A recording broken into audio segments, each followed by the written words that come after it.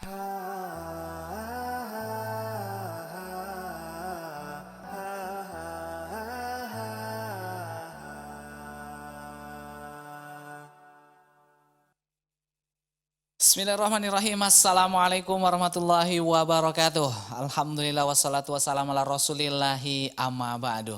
Pemirsa, kembali kita dalam program acara kesayangan kita di Podcast Muslim. Podcastnya Muslim Sejati. Dan seperti biasa dalam program ini ya pemirsa nanti bisa mengirimkan pertanyaan.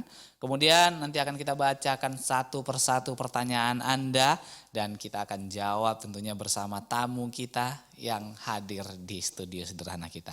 Ya seperti biasa ada Ustadz Muslim Maslan MA. Kita sapa dulu. Assalamualaikum Ustadz. Waalaikumsalam warahmatullahi wabarakatuh. Masya Allah, masih tetap semangat nih Ustadz? Semangat terus. Semangat, Alhamdulillah. Pak Ustadz, sebelum kita bacakan pertanyaan Pak Ustadz, kita mau ngucapin terima kasih dulu nih buat ya Sadar Group Travel Umroh yang telah menjadi sponsor di program kita. Ya semoga saja tetap lancar ya umrohnya. Dan buat pemirsa dan pendengar yang berminat untuk umroh bersama Sadar Group, silahkan nanti bisa daftarkan ya. Dan bisa jadi Anda bisa berangkat bersama narasumber kita di hari ini. Masya Allah. Insya Allah. Ya, Mas Rahman juga enggak? Harapannya gitu. Harapannya ya. gitu. Mudah-mudahan dengar ya. Sadar Group dengar ya. Sadar Group ya. Insya Allah. Biar nanti saya rekamannya saya kirim nih ke Sadar Group. Iya. Oke. Pak Ustadz, kita awali ya perjumpaan kita dengan pertanyaan nih Pak Ustadz. Iya. Oke, pertanyaan pertama. Mana nih ya? Ustadz, saya ingin bertobat dari pekerjaan riba nih Ustadz. Iya. Tapi saya takut untuk memulainya karena saya memiliki banyak tanggungan nih Ustadz. Saya takutnya saya mati nanti masih dalam pekerjaan riba nih Ustadz. Jadi takut nih mati dalam keadaan riba, tapi ninggalkannya masih banyak tanggungan. Masih banyak tanggungan, aku takut nih Ustaz. Kira-kira ada solusinya nggak nih Ustaz? Ya riba ini memang satu hal yang menggiurkan ya. Menggiurkan banyak kaum muslimin yang terjerumus ke dalamnya. Sementara dikatakan riba ini adalah jelas juga ancamannya. Jadi menggiurkan dalam satu sisi, ancamannya juga dalam satu sisi lain. Dikatakan bahwasanya dalam hadis Rasulullah SAW dikatakan orang-orang yang bertaamul dengan riba, yang menggunakan jasa riba ini, maka itu dosanya lebih besar ketimbang kita berzina dengan ibu kandung. Bayangkan bagaimana perumpamaan yang dibuat Rasulullah. Orang yang normal tidak akan mau berzina dengan ibu kandungnya, berhubungan dengan ibu kandungnya. Tapi kemudian dikatakan zina ini lebih lagi. Maka dikatakan dalam hadis Rasul lain dikatakan ketika kita memakan harta riba yang di beberapa dirham dikatakan atau semisal dengan 200.000 per kita. Memasukkan harta riba itu ke mulut kita, ke dalam jasad kita dengan kadar 200.000. 200.000 itu kan enggak besar sekarang. Tapi dikatakan itu lebih luar biasa dahsyatnya, azabnya ketimbang kita 36 kali berzina. Allah. Jadi luar biasa bagaimana dosa riba itu. Bahkan dikatakan pelaku riba itu dikatakan akan mendapatkan azab. Baik di akhirat ataupun di dunia. Kenapalah kemudian rumah tangga yang kita bina untuk supaya taat kepada Allah tapi enggak. Kenapalah anakku, keluargaku, istriku, bahkan aku terus sakit saja. Itu bentuk azab dari Allah Subhanahu wa taala. Atau kemiskinan, kita merasa kurang terus. Rumah tangga kita ekonominya berantakan terus. Padahal pemasukan besar. Ya kan? Ada satu istilah yang sering saya gambarkan. Kalau berbicara tentang anjing, itu kan sekali lahir berapa anak itu? Ada 10, ada 12, ada 5, kan banyak. Anaknya. Kemudian kambing kalau melahir 2 paling banyak 1. Kalau 3 pun dah suatu hal yang luar biasa. Sementara kambing itu dikatakan ada pembunuhan secara massal namanya kurban. Iya. Kan disembelih. Ada anjing dikurbankan? Enggak ada. Dimakan paling mungkin sekitar Medan ya. Iya. Dan sekitarnya. Di BPK jadi ya. Iya. Kan enggak ada dimakan.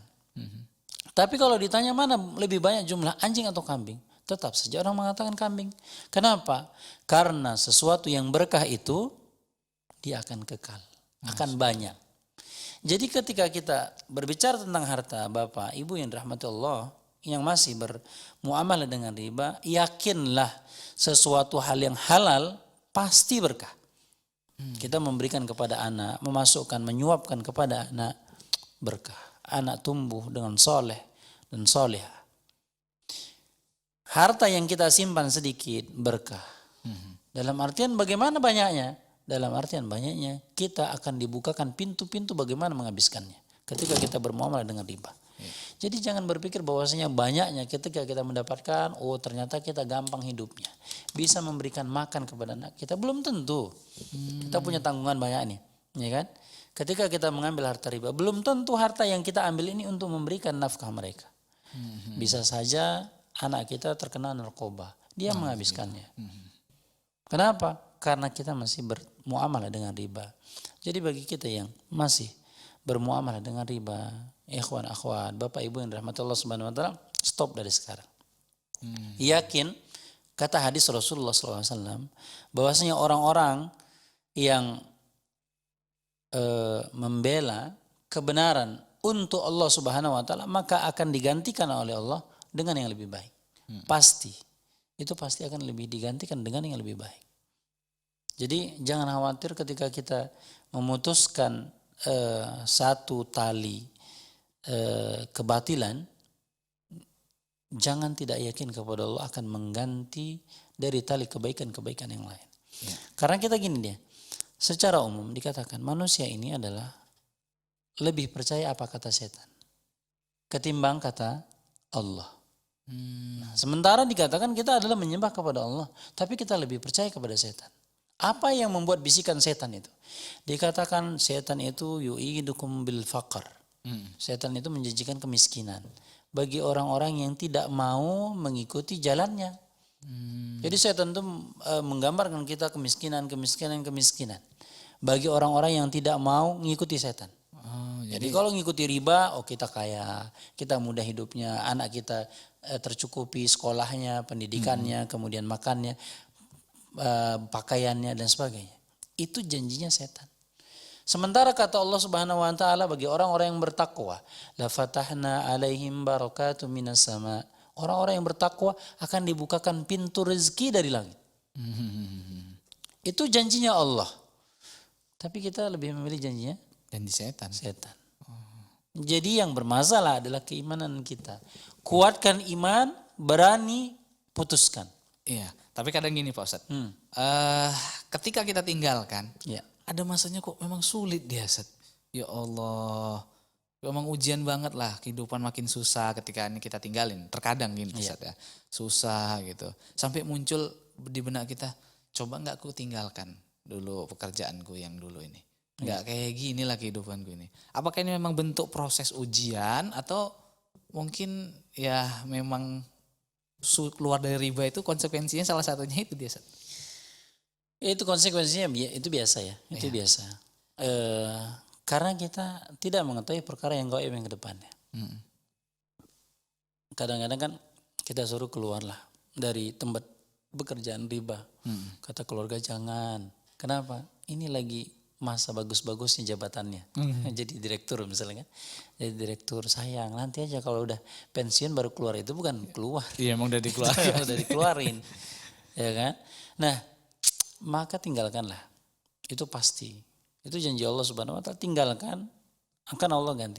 Rezeki itu pada asalnya Mas Slamet. Rezeki itu bagaimanapun kata Rasulullah dalam sebuah hadis yang dikatakan, wahai anak Adam, ketika kita lari dari rezeki, ada nggak orang lari dari rezeki? Nggak ada.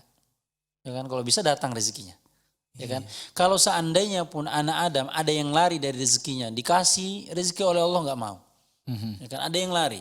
Sebagaimana kita lari dari kematian. Karena kalau kita mati Allah takutnya kan. Kalau bisa jangan mati dulu. Apalagi kalau sakit malam gelap, ya Allah apa aku mati. Ya kan. Tapi kalau orang mendapat rezeki, ya Allah apa ini mendapat rezeki, kan nggak ada takut. Maka seandainya pun ada kata Rasulullah, seandainya ada orang yang lari dari rezekinya, pasti rezekinya akan sampai ke dia. Oh, Itu kata Rasulullah, tapi kita nggak yakin. Masalahnya adalah kita nggak yakin. Itu janji Rasulullah dikatakan kata pasti dia akan datang, pasti akan sampai. Maka kata Rasulullah dikatakan, kalau itu rezeki yang ditakdirkan kita, maka kita tidak akan dimatikan oleh Allah sampai kita memakan dari rezeki kita. Gitu saja. Jadi itu perkara halal haram sama saja, nggak ada. Kalau itu memang rezeki kita akan diberikan. Salah satu contoh. Oh gitu. Jadi Dalam konsepnya sewaktu gitu kayaknya. ya. Belum kan? Belum Ustaz. Ada satu kisah di Damaskus. Ada anak muda yang belajar bersama dengan saya. Dia datang di masjid Damaskus. Dia mengatakan, saya ingin belajar dengan Anda. Katanya silakan. Saya akan hidup bersama dengan Anda ya Syekh. Katanya silakan. Tapi saya bukan orang yang punya. Kalau saya punya kita makan. Kalau nggak punya ya kita puasa. Kata Syekhnya. Katanya ya silakan. Setelah udah 3 bulan perjalanan, tiba-tiba dia udah 3 hari saya puasa. Ketika bukanya makan pakai 1 kurma sama air putih aja. Udah 3 hari gitu saja. Sehingga kata anak muda itu, aku udah lapar gak kuat. Sehingga kulipat perut, kusandarkan di dinding masjid. Dengar Syekh membaca hadis, qala Rasulullah SAW, dia udah gak fokus. Kata qala Allah Subhanahu Wa Taala gak fokus. Apalah kata saya, udah saking lapar ya. Setan datang dikatakan, kayaknya udah boleh lah ini mencuri.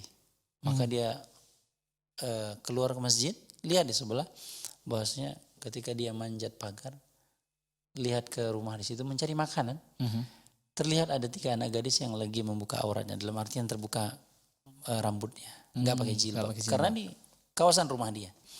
Sehingga kemudian dipalingkan, karena ini aku bukan berhak untuk melihat aurat mereka.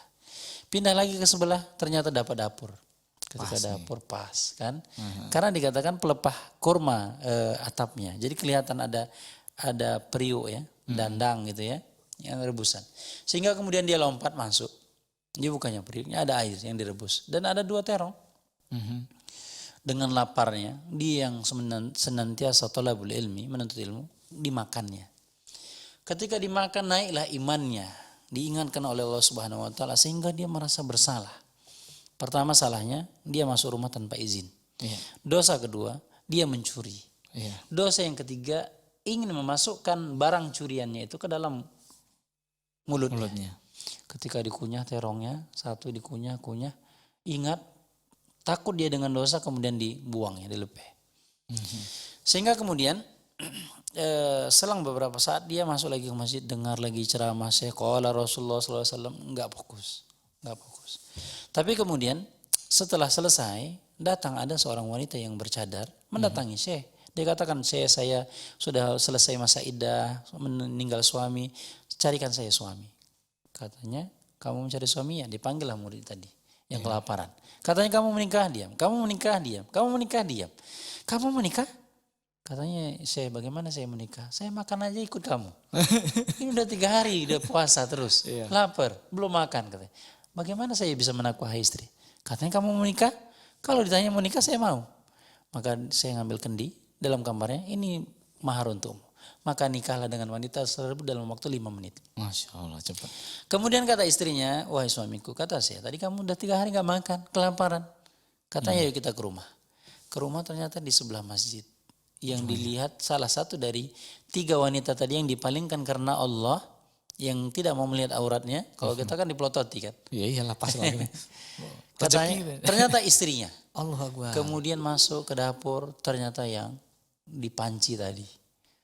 Kata istrinya ketika buka pancinya, Allahu Akbar, siapa yang mencuri terongku? Kata suaminya, tunggu dulu istri, tunggu dulu. Katanya dijelaskan, aku yang mencuri dari makanan. Ini yang ku buang di sini, yang ku lepehkan, yang ku muntahkan, ini adalah bekasnya. Kenapa? Diceritakan lagi saya. Apa kata istrinya? Kata istrinya, demi Allah, kamu yang meninggalkan karena Allah, karena takut Allah, sekarang diganti lebih baik. Masya Allah. Dulu kemarin tadi terong ini haram.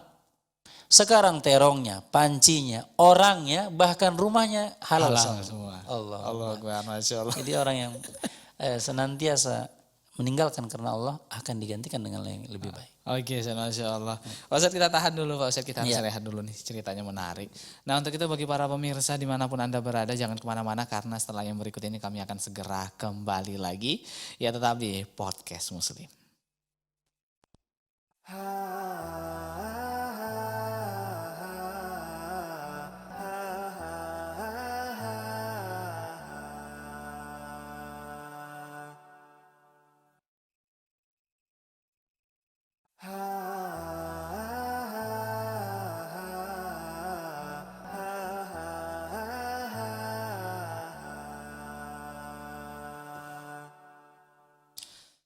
Iya pemirsa, terima kasih Anda masih bersama kami di Podcast Muslim, podcastnya Muslim sejati. Dan masih ya kami berbicara berkaitan dengan pertanyaan-pertanyaan yang masuk di meja redaksi kita.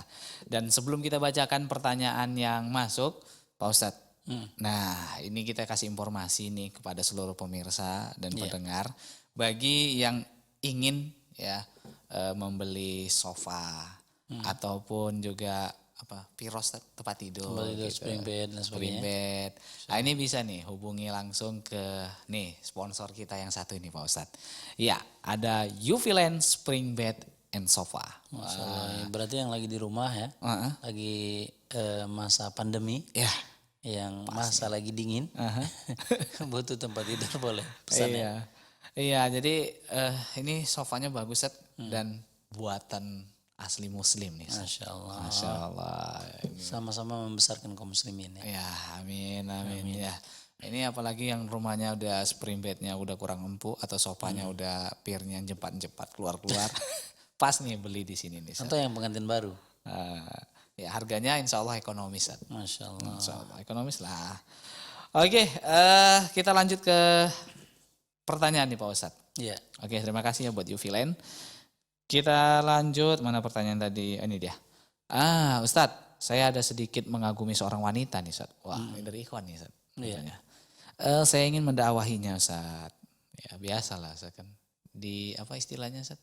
Dibina terus dibini gitu Ustadz. Masya Allah, Mas Laman ya. Tapi saya takut terfitnah. Alhamdulillah nih Ustadz. Ada solusinya enggak? Ini gimana Ustadz? Ini kalau enggak kita dakwahi kan, takutnya orang yang dakwahi nanti Ustadz. Orang yang bina, orang yang bini pula. Ini takut diambil orang atau takut? Ya kadang kan jiwa-jiwa ikhwan ini kan saat, Iya. wah ini ada akhwat ini, pas ini untuk didakwai. Jiwa dakwanya itu muncul. Apalagi mad'unya ini adalah seorang akhwat, gadis. Cantik pula. Masya Allah. Jadi pengen kita dakwai tapi takut terfitnah. Iya. Tapi kalau nggak didakwai takut diambil orang. Nggak didakwai takut diambil orang. Iya, ini pertama ini tercampur niat namanya. Ada memang dalam perkara Islam itu ada namanya mustarakun niyah, niat yang bisa digabung. Tapi ketika berbicara dakwah, jangan kemudian pertama tetap diikhlaskan karena Allah Subhanahu wa taala. Baik dia akhwat atau ikhwan secara hukum sama. Ketika kita mendakwai akhwat, maka tetap saja dijaga rambu-rambunya. Jangan sambil canda, jangan kemudian membuat dia alay ya, membuat dia makin jatuh hati dan sebagainya. Akan tetapi dijaga rambu-rambu itu. Canda-canda itu tidak boleh berlebihan. Ini kadang-kadang candanya berlebihan. Nanya kabarnya lebih banyak ketimbang dakwahnya, berbicara tentang dakwahnya. Nah itu yang harus dijaga. Jadi tetap saja ketika bolehkah kita mendakwai seorang wanita secara hukum boleh. Ya kan ketika bagaimana para wanita-wanita yang datang kepada Rasulullah, mendatangi rumah Rasulullah dan bertanya tentang bagaimana hukum haid, bagaimana dia bermuamalah dengan suaminya, bagaimana ketika suaminya menzihar bagi dianya, dan banyak lagi peristiwa-peristiwa ketika seorang wanita mendatangi Rasulullah. Nah, secara hukum dakwah kepada wanita secara hukum boleh, tapi kemudian kita harus menjaga.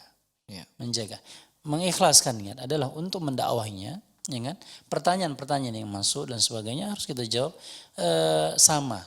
Nah ini kan banyak tantangan bagi ketika kita menjawab harus melihat orangnya. Dalam artian bisa nggak ya jawaban ini kita berikan kepada dia?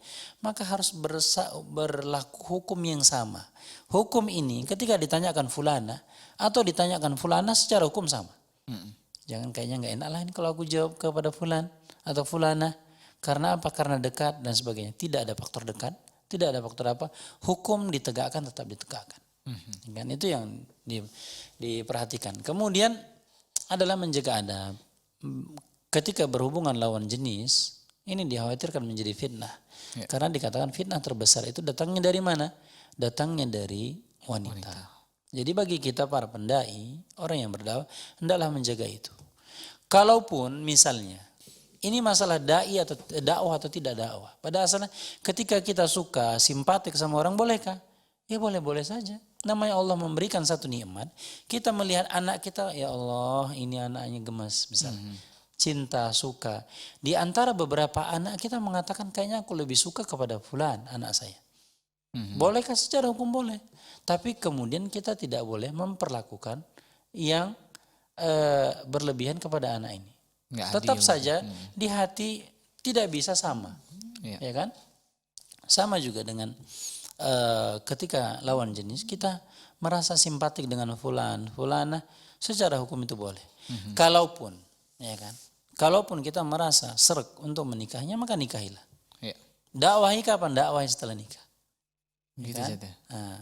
Jangan dibina dibini, kalau nggak bisa dibinasakan. Jadi secara hukum gitu, ikhwan akhwat yang rahmatullah, jagalah hubungan antara ikhwan dengan akhwat berdasarkan koridornya. Kalaupun kita jatuh hati, suka kepada seorang, simpatik dan sebagainya, itu perkara yang biasa. Tapi perkara yang biasa itu harus dijaga. Jangan kemudian kita melampaui batas sehingga kemudian kita menabrak dari rambu-rambu yang dilarang. Allah ta'ala misal. Jadi gini nih Pak, masalahnya nih Ustaz. Kalau tadi dibina dan dibini itu kan memang apa ya, tangganya gitu. Tapi kalau yang tadi antum solusinya salah satunya adalah dibini dulu baru dibina. Gitu. Kalau dia belum kenal kita, saat tiba-tiba kita datang, belum kenal karakter kita, apa ya mau Ustaz nerima lamaran nih Ustaz? Kita yang takut ditolak atau gimana? Iya takut ditolak nih Ustaz. Tapi kalau udah caper-caper dari awal, kasih perhatian dari awal, serak dia nih, harus cocok nih gitu. Ya ada proses ta'aruf ya. Ini kan berbicara tentang pernikahan. Ketika berbicara pernikahan kita ada proses ta'aruf. Kita mengenal. Mengenal itu bagaimana karakternya. Dengan pertanyaan-pertanyaan yang kita tanyakan. Atau kita mencari informasi dari orang lain. Bagaimana dianya. Bagaimana dianya. Kadang-kadang baikkah dia atau enggak baikkah dia. Atau dengan keluarganya, dengan orang tuanya dan sebagainya. Oh ternyata dia orang baik. Dan kita tanya juga dia orang yang gampang atau susah ya. Oh gitu juga. Kita tanya juga. Pertanyaan itu kan bebas. Apakah suka makan apa dia, apakah makan bakso atau makan miso, makan apa dan sebagainya, atau dia orangnya gampangan atau enggak, atau selektif atau enggak, ataukah kita harus diteliti dia oleh dianya dan sebagainya. Itu kan kita bisa tanya. Gitu. Kalau kita yang bertanya, makanya ketika kita berdakwah, kita mengajak orang tetap saja berdasarkan rambu-rambu. Apakah mau kita bina dulu silahkan, tapi membinanya tetap normal. Jangan kemudian ini dikhususkan, ya kan? Murid yang terkhusus nggak ada, nggak ada istilah wanita terkhusus apa? Murid terkhusus nggak ada. Jadi sama saja antara murid yang satu dengan yang lain. Kalaupun melebihkan adalah karena faktor dia belajarnya rajin. Aku datang adalah mempersiapkan bagaimana agar dia menjadi ulama. Jadi ulama itu kalau duduk dia memperhatikan beberapa orang. Memperhatikannya itu adalah untuk Allah. Dalam artian ini kayaknya bisa dikader jadi ulama. Karena kemampuannya. Bukan ini kayaknya bisa dikader jadi istri. Bukan. Jadi niatnya berbeda. Jadi harus untuk Allah Subhanahu Wa Taala. Masya Allah. Tapi kalau gini strateginya. Bapaknya dulu dipepet, deketin. Kemudian dia punya adik laki-laki misalkan. Kita deketin. Boleh nggak Ustaz? Boleh aja. Kita mendekati keluarganya. Kan kita proses mengenal nih. Proses memilah dan memilih. Ada namanya istilah bobot bebet ya kan. Dan bibit. Kita melihat proses ini dari mana? Karena kata Rasulullah juga wala tatazawwaju bi khadra'id diman. Kata Rasulullah jangan menikah satu kuntum, bunga yang dia berasal dari kotoran. Iya, iya, iya. Dalam artian bunganya bagus, tapi kemudian akarnya menyerap kotoran. Dalam artian kita harus selektif juga melihat keluarganya. Dia bagus, ada yang berpengaruh faktor genetik. Nah, orang tuanya gak bagus, bisa jadi nanti berubah jadi tidak bagus. Biarpun itu bukan secara hukum, secara keseluruhan kata Rasulullah. Oh, Nah, jadi kita harus memilih dekati dulu PDKT kepada orang tuanya, boleh-boleh. Silakan saja. Kita dekati orang tuanya, dekati adiknya, dekati abangnya, siapa yang kita bisa dekati. Untuk apa? Untuk mendapatkan simpatik si akhwat. akhwat tadi. Nah, bolehkah? Boleh. Oh, Yang tidak boleh apa? Yang tidak boleh kita langsung kemudian berdua-duaan, kemudian kita bawa jalan sana, yang masuk jatuh kepada kategori pacaran. Itu yang dilarang, yang dirambu-rambunya. Oke. Ini bapaknya kita pepet Ustaz. Iya. Bapaknya nampaknya udah Udah serak ya? serak nih sama kita nih. Jadi udahlah kita coba lamar gitu Ustaz. Iya. Dengan apa ya maksudnya rekomendasi dari bapaknya, dari ayahnya gitu Ustaz. Kira-kira Ustaz, seorang akhwat ini kalau sudah dikasih rekomendasi oleh orang tuanya, kamu harus nikah sama ini nih gitu. Berhak nolak enggak Ustaz? Atau memang harus ngikutin, wah ini harus taat sama orang tua ini? Ya secara hukum bolehkah perempuan menolak? Boleh. Ya kan, udah direkomendasi orang tuanya mencari, mestinya orang tua bertanya kepada anaknya. Sebelum sang laki-laki datang. Itu si fulan tuh Mas Slamet tuh bagus agamanya, rajin ibadahnya, ke masjid selalu, kemudian rajin ngaji dan sebagainya. Ini Bapak rekomendasikan untuk kamu, kira-kira gimana? Kata dia nggak apa-apa Pak, biarpun dia sudah menikah misalnya. Contohnya kan, nggak apa-apa. Kalau dia bilang nggak apa-apa, barulah kemudian Mas Slamet datang. Kenapa? Biar khawatir tidak ditolak. Oh gitu. Ya kan? Ya dia nggak apa-apa, istri saya nggak apa-apa nanti. Atau seorang yang lajangnya gitu kan. Ya, ketika ditolak itu ya kita makanya harus legowo. Seorang laki-laki itu harus kuat. Iya. Wanita juga harus kuat ketika ditolak. Oh gitu. Ya kan, ketika dijumpakan misalnya, kadang-kadang kan ada teman atau siapa yang mencomblangi ya. Iya. Antara ini kayaknya ini bagus dengan ini. Kayak mana kok kita ketemukan, kita ta'arufkan, kita nazar dan sebagainya. Ketika nazar satu sama lain menolak, maka enggak. Atau satu saja yang menolak maka kan batal. Atau dua-dua klop maka nikahlah. Oh, gitu. Nah, jadi kalau klop diterima maka ini. Dan bagi wanita juga boleh menolak.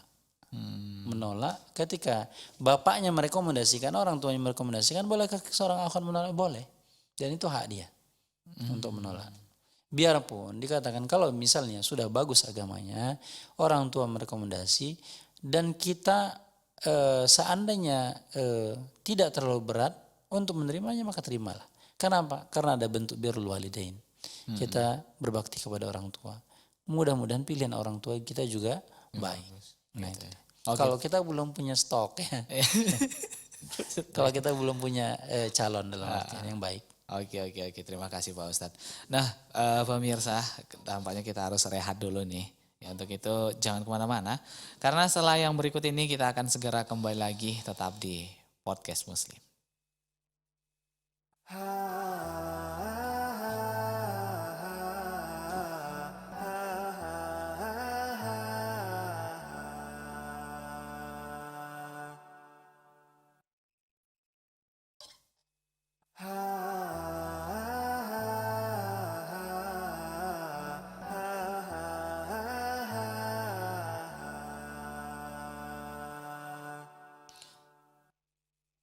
Iya pemirsa, terima kasih Anda masih di Podcast Muslim sejati. Dan seperti biasa kita akan bacakan pertanyaan lagi nih. Ya langsung nih Sat ya. Ya. Oke. Pertanyaan berikutnya. Nah ini Sat. Ustadz saya ingin bertanya, benarkah kucing itu adalah binatang yang disukai Rasulullah? Ya, kucing ya. Iya karena kan sebagian kita itu kan mengistimewakan sekali kucing. Katanya, oh itu binatang sayangan Rasulullah itu. Oh jangan sepa-sepa gitu. Ya, pada asalnya dikatakan Rasulullah itu sayang kepada seluruh binatang. Dan anjuran Rasulullah untuk Islam ya, bahkan Islam dikatakan adalah anjuran bagaimana kita berbuat baik kepada kucing, Maka dikatakan dalam sebuah hadis, kata Rasulullah, maka ada seorang wanita yang masuk ke dalam surga, yang masuk ke dalam neraka karena kucingnya. Habasatha wala at'amatha. Ada seorang wanita yang mengurung kucingnya dalam ruangan, dikunci, tidak bisa keluar dan tidak diberi makan sehingga mati. Maka dikatakan maka dia masuk ke dalam neraka. Dalam artian di sini bisa diambil pelajaran bahwasanya kita tidak boleh menyiksa kucing. Mestinya apa? Mestinya adalah berbuat baik. Nah, jadi anjuran-anjuran Rasulullah bagaimana berbuat baik kepada binatang itu terlalu banyak. Sehingga menunjukkan bahwasanya Rasul itu peduli kepada sosial dan lingkungan. Peduli kepada binatang, hewan, tidak boleh menyiksa. Sampai dikatakan Rasulullah bertanya kepada Abu Umair, wahai Abu Umair, madza fa'alan Nuqair? Bercanda dengan Abu Umair yang masih kecil. Dikatakan, wahai Abu Umair, bagaimana keadaan burungmu? Dalam artian, kata Imam Syafi'i, ya kan? Imam Syafi'i mengatakan bahwasanya salah satu faidah dikatakan dari hadis ini, pertama bolehnya kita memelihara hewan. Karena kita sayang. Iya. Jadi kan anjuran Rasul menunjukkan Rasul juga sayang. Ya kan? Islam juga menganjurkan itu. Jadi kita yang berbuat baik kepada kucing, kemudian hewan-hewan yang kita pelihara dan sebagainya, maka itu secara hukum boleh. Biarpun dikatakan banyak hadis-hadis yang derajatnya ini dhaif. Ya kan? Rasul itu memiliki kucing kesayangannya. Bahkan dikatakan ada kucing yang ada namanya, diberikan nama oleh Rasulullah, kemudian tidur di jubahnya dan jubahnya digunting, dan hadis ini dhaif. Nah, banyak hadis yang dhaif. Dikatakan hadis-hadis tentang Rasul sayang kepada kucing yang banyak beredar itu adalah hadis-hadis yang dhaif. Biarpun kita katakan kita bukan mengatakan Rasul tidak suka dengan kucing. Akan tetapi kita katakan Rasul suka kucing. Tapi hadis yang lalu lalang ini, Iya, berkaitan dengan keutamaan kucing. ada beberapa nama-nama kucing yang disebutkan, dan yang paling masyhur adalah kucing itu tidur di kainnya Rasulullah, di jubahnya, kemudian jubahnya dipotong karena sayangnya. Nah, karena sayang kepada kucing yang lagi tidur. Nah, ini hadis ini lemah, ya kan, dhaif, ya kan, lemah. Ada sebagian derajat hadisnya kepada maudhu, palsu. Jadi kita mengatakan bahwasanya Rasul sayang kucing, iya benar. Banyaknya hadis yang berbicara tentang kucing, tidak boleh mengurungnya, kemudian harus memberikan makannya, kebutuhannya diberikan, kucing, burung dan sebagainya. Banyaknya hadis. Akan tetapi hadis-hadis yang lain juga banyak hadis-hadis yang palsu dan hadis-hadis yang dhaif. Wallahu ta'ala bishawab. Oke, terima kasih Pak Ustadz. Kita lanjut ke pertanyaan berikutnya. Iya. Ustadz, apa hukumnya memakan makanan bekas sajen? Dibiari mubazir, Ustadz? Iya. Iya. Sayang ya, ditaruh buah apel yang besar-besar, gitu kan. mewah ya. Ada dagingnya gitu kan. Sedap pula nih. Ini gimana, Ustadz? Secara hukum dikatakan ini tidak boleh. Sesajian itu diberikan kepada selain Allah Subhanahu wa taala. Maka kata Allah Subhanahu wa taala dalam Al-Qur'an, "Hurimat 'alaikumul maitatu wad-damu wa lahmul khinzir wa ma uhilla li ghairillah bih." Maka kata Allah Subhanahu wa taala, diharamkan kepadamu adalah darah. Iya. Darah yang ditampung, dimakan, itu kan Iya, kebiasaan kita itu. Dibekukan. Atau dibekukan jadi seperti hati ya. Iya. Dan itu tidak boleh. Kemudian dikatakan juga daging babi. Kemudian dikatakan oleh Allah, wa ma uhilla li ghairillah. Sesuatu sembelihan yang disembelih adalah untuk selain Allah. Nah, di sini kan yang disembelih, Iya. yang disembelih untuk selain Allah itu diharamkan. Jadi ada kambing atau ayam, mau ayam hitam, ayam putih, ayam apa semuanya. Ketika disembelih untuk selain Allah, bolehkah dimakan dagingnya? Makanya nggak boleh. Yang boleh apa? Disembelih untuk atas dasar mendekatkan diri kepada Allah. Itu salah satu contohnya adalah kurban. Kita kan adalah wanhar, mengalirkan darah. Darah ini ketika kita mengalirkan darah untuk apa? Untuk bertaqarrub, mendekatkan diri kepada siapa? Kepada Allah. Kepada selain Allah nggak boleh. Ya kan? Wa ma uhilla li ghairillah. Tidak dihalalkan bagi orang-orang yang mendekatkan diri untuk kepada selain Allah. Nah, selain Allah di sini kata para ulama, ini kan daging yang disembelih. Ya. Bagaimana bukan daging termasuk?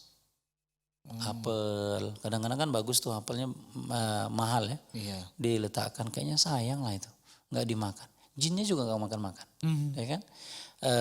Buah-buah pisang dan sebagainya. Apa yang diberikan maka tidak boleh. Rokoknya juga. Rokoknya dan sebagainya.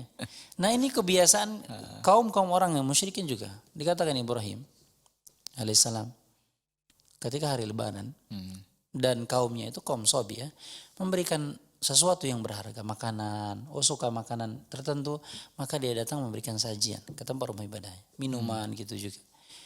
Kemudian dikatakan Ibrahim pada saat itu dia ajak orang tuanya, Azar. Azar itu min ru'asa al-kuffar. Azar itu bapaknya adalah kepalanya orang-orang kafir. Dia yang buat berhala, disuruh anaknya untuk menjual berhalanya, dan disuruh masyarakat untuk menyembah berhalanya. Maka dikatakan min ru'asa al-kuffar, kepalanya, dengkotnya ini. Ya kan? Kemudian dia mengatakan, Azar mengatakan kepada Ibrahim anaknya, Ibrahim, ini sekarang adalah hari Lebaran. Keluarlah kita. Kemana? Ke tempat rumah ibadah, memberikan apa? Memberikan sesajian. Kalau ada yang suka madu, maka pada waktu itu memberikan madu yang teristimewa. Agar apa? Setelah sesajian diletakkan paginya, nanti sore mereka datang makan. Gitu ya. Maka dikatakan Ibrahim mengatakan fa inni sakim, enggak mau. Kenapa? Karena memberikan kepada selain Allah Subhanahu wa taala, kemudian nanti makannya lagi. Maka dikatakan fa inni sakim, aku sakit, enggak bisa. Kata Ibrahim. Biarpun dikatakan di sini adalah ada 3 dusta yang dilakukan Ibrahim karena faktor maslahat agama, ya kan? Bukan berarti kemudian kita boleh berdosa terus, bukan. Dalam artian kalau dia tidak ikut ini bisa dibunuh oleh kaumnya dan sebagainya, berbahaya. Maka dia mengatakan fa inni sakim. Kenapa? Dia khawatir sesajian ini untuk kepada selain Allah dan nanti dimakan lagi. Nah, jadi menunjukkan makanannya ini sesajian yang diberikan kepada berhala, kepada suatu tempat yang dikeramatkan. Kadang-kadang kan ada dia nggak diberikan kepada berhala, tapi di mana? Diletakkan di perempatan jalan. Iya. Nah, boleh nggak boleh, sama saja. Karena ini disuguhkan kepada selain Allah, untuk mendekatkan diri kepada selain Allah. Kenapa? Karena kita takut bencana dan sebagainya. Yang mendatangkan bencana siapa? Allah. Tapi dia memberikan kepada kepada selain Allah Subhanahu wa taala. Jadi makanan ini sudah disajikan kepada mereka, kepada Tuhan-Tuhan yang mereka anggap itu mendatangkan bahaya dan manfaat. Maka secara hukum kata para ulama tidak boleh memakannya, baik itu buah-buahan ataupun sembelihan. Oh gitu ya.